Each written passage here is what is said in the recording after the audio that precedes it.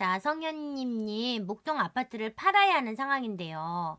여기 직장이라 멀리 가긴 어렵고, 대출을 갚아야 해서 10억 내로 가야 하는데, 어디로 갈지 고민입니다. 그래서, 목동 아파트를 팔아야 된다. 예, 아깝네요. 안 파실 수 있으면, 팔지 말으시라고 얘기하고 싶어요. 목동 아파트를 갖고 계신 분들은 지금 급하게 팔 필요가 없어 보이고, 그쵸? 안 갖고 계신 분들은 뭐 투자금 많이 들어가니까 뭐 침만 흘리고 계신데, 어쨌든 정말 꼭 팔아야 된다면 대출을 갚아야 해서 10억 내외로 가야 한다 생각하시면 뭐 어쩔 수 없이 저는 이제 재건축되는 아파트로 가시거나, 평수를 다운시키시면 직장으로 멀리 갈 수 없다. 싱글 뉴타운 정도 좋지 않을까 생각이 됩니다. 자, 영빈님, 10억대 꼬마 빌딩은 보통 레버리지로 살 수 있다는데 1억, 2억으로 투자가 가능하긴 할까요? 10억대 꼬마 빌딩을 물론 1억, 2억 갖고 가능합니다. 왜냐면 거의 70%, 80% 대출이 가능해요. 그런데 이제 10억대 꼬마 빌딩은 강남에 당연히 없지요. 적어도 이 강남의 꼬마 빌딩은 뭐 다 50억이 넘기 때문에. 그런데 마포라든지 뭐 종로 가도 뭐 잘참이 있을 수도 있게요. 이런 데들은 적어도 뭐 한 2, 30억이 넘거든요. 그러다 보니까 1억, 2억이 훨씬 더 들어가죠.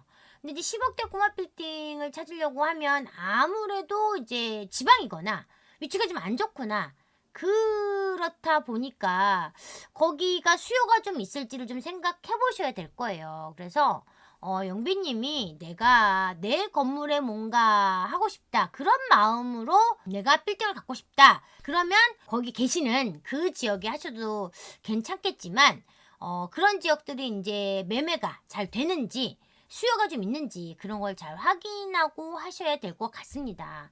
대출을 많이 이용하면 한 20%의 자기 자본 갖고 충분히 할 수 있어요. 아셨죠? 네. 우리 영빈님은, 네, 맞아요. 영빈님이 직접 내 건물에서 장사를 하고 하시겠다면 오히려 대출자를 내시는 것보다 영빈님은 지금 이제 그 하고 계신 일이 엄청 이제 크셔서 정말 잘 되신다면 내 건물에서 하시는 게 맞을 수도 있어요. 임대료 내는 걸로 이자를 낸다고 생각하시면 그 임대료보다 이자 계산했을 때 어때요?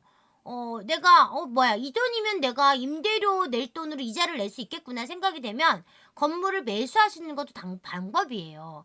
그런데 이제 좀 입지 좋은 데 가서 매수하시는 게 되게 좋고요. 입지 좋은 건물 경매가 요즘 주변에 많이 나오기 시작하는데, 경매는 많이 위험할 건 없어요. 경매도 괜찮습니다. 경매 나와 있는 것 중에서 뭐 명도가 잘 되는지 좀 보셔야겠죠. 그래서 경매로 알아보시는 것도 되게 좋습니다. 그래서 내가 경매로 싸게 받아서 명도 가능한지 알아보시고, 그 다음에 내가 이제 대출 받아서 실제로 내가 전 건물 다 쓰고 1층에 뭐 커피숍 주거나 월세 주거나 이러면 오히려 더 괜찮은 투자가 될 수도 있을 것 같아요. 아셨죠? 히어로팜님, 아까 지인분이 다가구 5월 전세를 세팅하셨다고 하셨는데 지금도 5월 전세 세팅이 가능한가요? 다가구를 사실 때 당장은 돈이 없잖아요. 다가구나 다중주택을 사실 때 지금 당장 내가 돈이 없잖아요. 돈이 없는데 내가 사놓고 조금씩 월세로 전환을 해야 되는 거죠. 그래야 내가 최종적으로는 올 월세로 바꿔서 현금 흐름을 만드는 거잖아요. 그런데 내가 당장 살 때는 올 전세 낀 거를 사면 투자금이 훨씬 적게 들어가니까 올 전세 세팅 가능한 물건이 있지요. 있는데 그렇게 해놓고 하나씩 바꿔가셔야 되니까 바꿔갈 돈이 있으셔야 되는 거예요. 그게 아니면 힘든 거죠. 그래서 물론 올 전세되는 세팅 가능합니다. 지금도 가능해요. 그런 물건은 있어요. 제가 컨설팅도 하고 있으니까 뭐 다가구든 다중주택이든 상가주택이든 꼬마빌딩이든 그 컨설팅도 다 하고 있으니까 저한테 컨설팅 의뢰 맞추시면 제가 그런 거 사드리죠. 가능합니다. 그러나 내가 하나씩 시간이 지나면 월세로 바꿀 수 있어야 돼요. 그게 아니라 그냥 올 전세로 갖고 있으면 혹시나 또 세입자가 나 전세 만기돼서 나갈 거예요. 그러면 또 그 돈을 마련해야 되는데 그 돈 마련이 안 되시면 힘들어요. 그쵸? 요즘 또 빌라 전세 잘 안 들어오려고 하니까 꼭 중요한 건 내가 이 전세를 처음에는 전세를 끼고 샀지만 나중에 하나씩 하나씩 월세를 바꿀 수 있는 그런 능력이 있으셔야 됩니다. 아셨죠? 네. 자, 우리 성현미님, 목동 아파트 재건축을 하면 주변 아파트가 오른다고 하는데, 바로 주변은 어떨까요? 하는데, 뭐, 이 주변이 어딘지 모르겠어요. 그래서 뭐, 신정동 얘기하시는 건지, 어디를 얘기하시는지 모르지만, 이 목동 아파트 재건축이 금방 되는 게 아닙니다. 지금 시작해도 제가 봤을 때는 최소 10년, 15년은 걸려요. 그러면 10년, 15년 뒤에 뭐 좋아질 거를 보고 지금 사기에는 너무 애매할 것 같고요.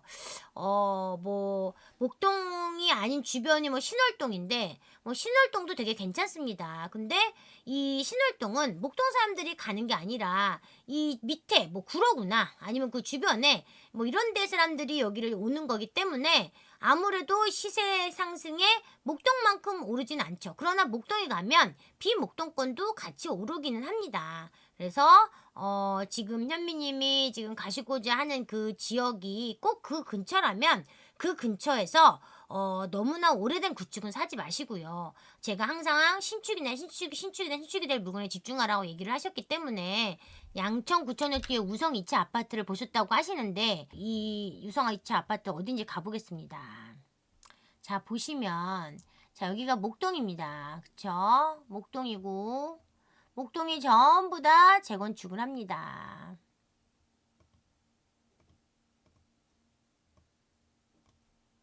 지금 우리 성현미 님이 물어보신 거는 양천구청역 뒤에 우성 2차 아파트를 보고 계신데 이 양천구청역 앞에 여기 목동 우성 2차 여기를 얘기하시는 것 같아요. 그런데 얘네들이 보는 것처럼 대지지분을 좀 볼게요. 대지분을 보면 얘네들은 대지지분이 11.5평밖에 안 됩니다. 그러면 얘네들은 아무리 얘네들이 이제 나이가 먹어도 재건축이 되기는 힘들어요. 그런데 이제 이 보면 연식이 97년식 12월 1140세대입니다. 그래서 이 아이는 일단은 양천구청역 역세권이고 초등학교 중학교를 끼고 있어서 그나마 이제 목동에 이런 후광을 좀 받을 수는 있습니다만 이제 이 오래된 아파트는 재건축에 희망이 없기 때문에 상승하는데 어느 정도 한계가 있겠죠.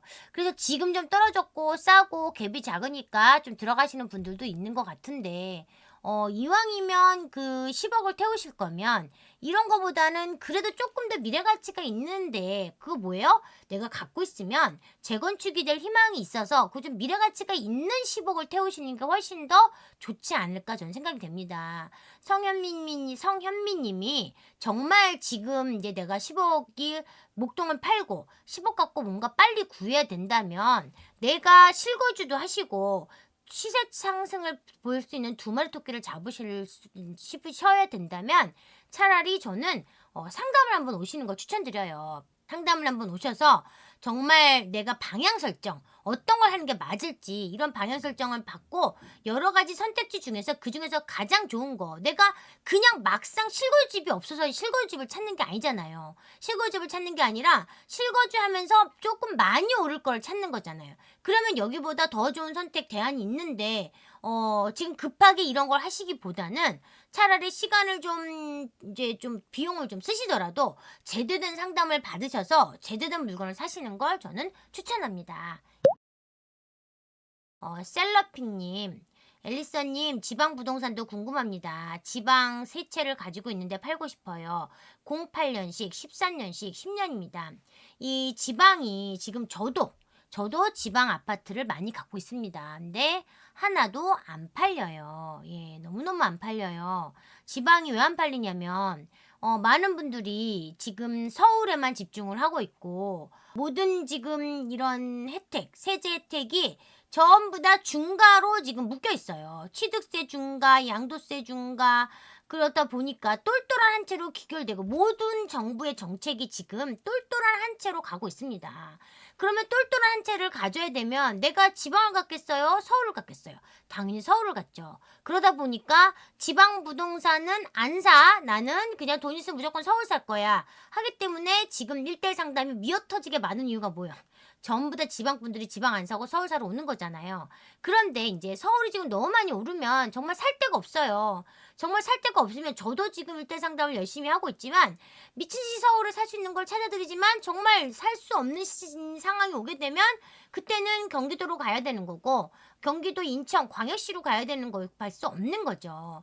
그때가 되면 인제 지방에서 뜨거운 온기가 오겠지만 그전에 지방에 취득세 중과를 좀 풀어 줘야 되는 거죠. 여러 가지 지방에 좀 이런 혜택을 줘야 지방에도 좀 온기가 도는데 지금 모든 정부의 정책이 지방은 죽이고 서울만 살리는 정책을 펴고 있어요. 그렇기 때문에 지방은 더 죽는 거죠. 그러나 2023년, 2024년에 지방에 있는 모든 아파트들이 다 막 똥값이고 정말 바닥을 박박 긁고 있었습니다. 그때 지방 부동산 사면 그때 막 분당 이하는 쓰레기다, 지방 사지 마라 이런 얘기들이 되게 많았거든요. 그런데도 불구하고 지방이 너무 바닥이었고 지방에 이제 공급이 아예 안 되니까 전세가는 오르고 막 거의 갭이 붙어 있으니까 그때 투자자들이 막 들어간 게 사실 맞고 정말 바닥이 됐기 때문에 지방에 실거주하셔야 되는 분들도 지방을 막 매수를 하기 시작했어요. 그런 시장이 와야 지방도 좀 물건이 팔리는데 시간이 조금 더 걸리겠죠. 그래서 만약에 지방이 지금 팔린다면 금액이 엄청 싸거나 입지가 완전 좋거나 새거나 이런 것들은 그나마 싸면 좀 팔려요. 그래서 그렇지 않은 것들은 시간이 좀 필요합니다. 부자디디님, 일반적으로 다가구나 다중주택의 월세 수익률이 어느 정도 나오나요? 그래서 다가구 다중주택은 월세는 일단 수익률이 뭐 지금 그 이자 월 우리가 지금 대출 이자가 지금 뭐 3%대 4%대잖아요. 그러면 3% 4%보다 조금 높아야 아무래도 그 매도가 됩니다. 그래서 보통 이 월세 수익률은 이 보통 한 5%에서 4% 5% 6%대 정도 보시면 돼요. 그런데 물론 이 여기에 대출 이자가 들어가니까 그거를 인제 빼고 인제 원금 갖고 계산을 해야 되는 거죠. 내가 얼마의 대출을 받느냐에 따라 수익률이 또 좀 떨어지겠죠. 내가 들어간 돈 대비 수익률을 따질 때 보통 한 5% 수익률로 가지고 우리가 물건을 그러니까 매매할지 말지를 결정을 합니다. 그런데 이제 이 대출 금리가 높아졌어요. 금리가 높아지면 이자가 막 5% 6%대로 가면 건물을 사람들이 아무도 안 하려고 하지. 근데 금리가 떨어졌고 이자가 막 3%대 떨어졌어. 그러면 5% 수익률이면 오히려 이자보다는 건물 수익률이 더 좋으니까 그때 건물을 조금 더 이제 많이 사람들이 관심을 갖는 거죠. 그래서 건물 투자는 대출 이자가 금리가 되게 큰 역할을 하는 것 같아요. 예, 오늘 방송 여기까지 합니다. 예, 감사합니다, 여러분. 네, 수고하세요.